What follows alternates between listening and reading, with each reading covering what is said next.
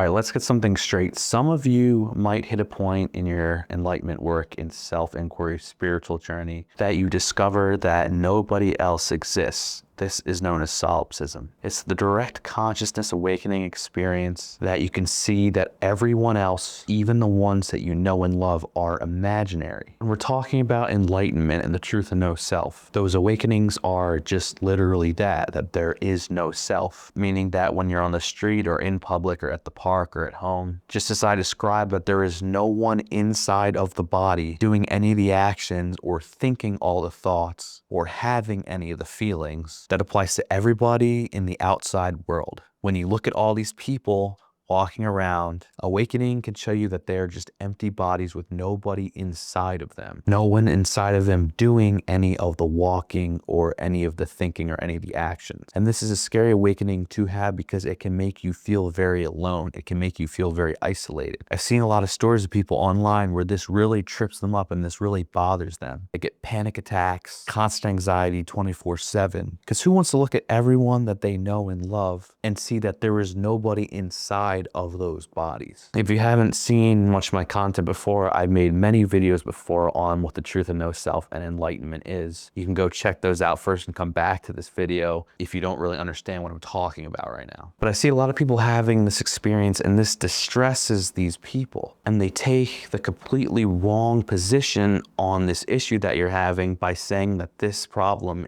is a problem, that this thing is bad, this thing that they're experiencing. And I'm here to soothe those people's nerves here, because what is happening to these people, it is not evil. This is not objectively a bad thing. You're just confused. You're thinking to yourself right now almost, it's unfair that all these other people don't exist and there's no one else having an experience. Like when I'm in my room and then my friend is at their house, like a couple miles away, you're telling me that there's no conscious experience inside of the room that they're sitting in as well? But it just feels like I'm all alone here. It feels like I'm alone and there is nobody here except me. And is it just this way forever? I mean, if enlightenment is true and I can't die and I'm not the body, have I just been experiencing this forever? And I'm just going through a constant state of forgetting and then waking myself up again. It's been happening forever and ever and ever. Well, here's the thing. Notice those sentences that I just said. They're very egotistical, and a lot of them have the words I, me, and my. I am alone. I am in control of the thoughts. I am in the body, and I am scared. People forget about the whole truth of no self thing when they experience this solipsism thing. See, anxiety comes back, the ego comes back through the back door, and the ego develops again, and it's scared. Now, this might not help some of you people in just theory, but having an experience of no self and destroying the ego is something that can really take this solipsism dilemma that we've been having full circle. Because if nobody else exists and there's nobody inside of those bodies, then there is no one inside of your body and you do not exist. That completely eliminates the I am alone fear that we're having, because you aren't alone.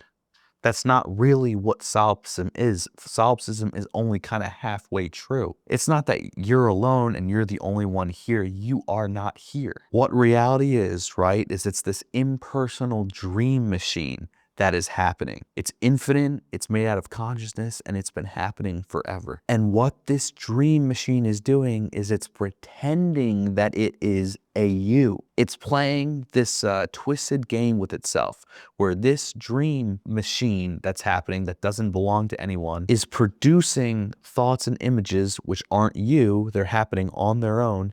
It's producing these thoughts and images, and it's actually pretending that it's a human that's scared. It's not I'm the only one here and no one else exists. It's that this whole experience that's happening through your eyes right now is not happening through your eyes. This entire bubble of experience, look around, you're seeing this room, you're feeling these feelings, you're having these images and thoughts in your head, you're smelling these smells, seeing these colors, all that. None of this has anything to do with you. It's happening on its own. So a more accurate way to describe the truth is that the universe is alone. This whole experience that's happening, this is the universe, and it has nothing to do with you at all. This universe is not you. It's only pretending that it is a person, and this you that it's pretending to be does not actually exist. So it's almost like, thank God that nobody else exists, because I actually don't exist either. There doesn't have to be a me that's afraid because I am not a part of this thing at all. Everything that's happening right now is not you. It has nothing to do with you. There's no you to be afraid. There is no you involved in this whatsoever.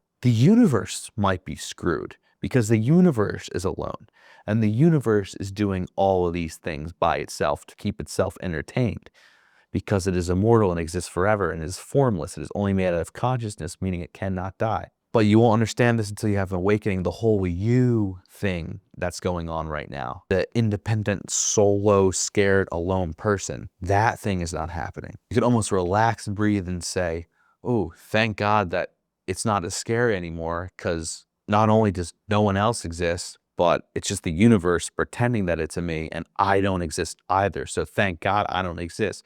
So therefore there's no one to even be afraid. Another thing about solipsism is that the universe is infinite and it could technically do whatever it wants. It allows paradoxes. So just because the universe is sitting right there behind your eyes and it's encased in this solipsistic bubble that nobody is in, doesn't necessarily mean that there cannot be other solipsistic bubbles out there as well.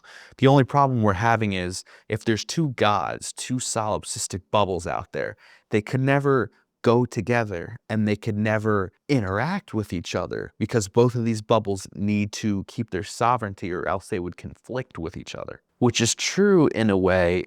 However, the universe allows paradoxes. The universe gave birth to itself because there's no real laws of physics within the universe. Like you think, oh, there needs to be a cause and effect in order for something to exist. So there needs to be like a cause to the universe existing, or else how could the universe come into existence?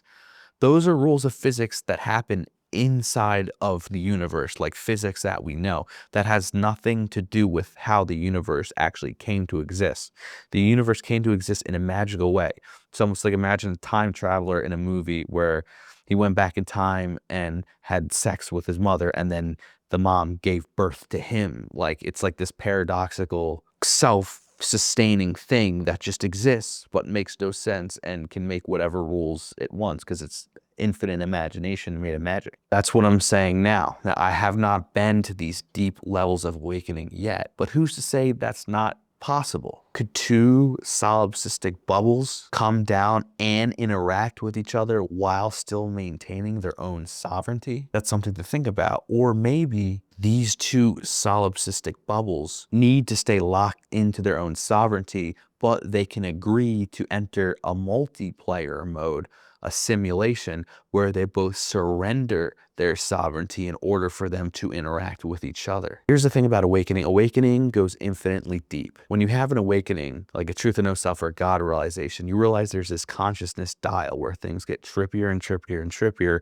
the deeper you go down the rabbit hole. You twist and you twist and you twist this dial of consciousness, and things go infinitely deep and you discover more and more and more and more. Who's to say that that ever ends? Who's to say that the deepest, most awakened person who's ever existed on this planet even got like a fraction of a percentage of the way there towards the end? If it goes on infinite, infinite, infinite, more and more and more and more, what else is there down the line that we don't know? Although the truth in himself is true, there's no one inside the body, there's no one who exists, and the universe is doing everything. That doesn't mean that there can't be two bubbles that are almost having their own free will and interacting with each other. So just like I said in my depersonalization video, none of this should scare you. You need to keep your head held high. The worst thing, the scariest case scenario that happens out of this whole thing is that you live forever and you're in an infinite playground and you can play in infinity forever and ever and ever, and you never die because you're not the body. And then you play a game with yourself, you split yourself off, you pretend that you were born, you forget just so you can wake back up again. That's really the scariest thing that could happen. The scariest thing that can happen in your paradigm right now, if you have not awakened, is that you're a sentient being inside of a human that can eventually die and never come back to life and be dead forever. So really think about this. At the end of the day, what is more scary?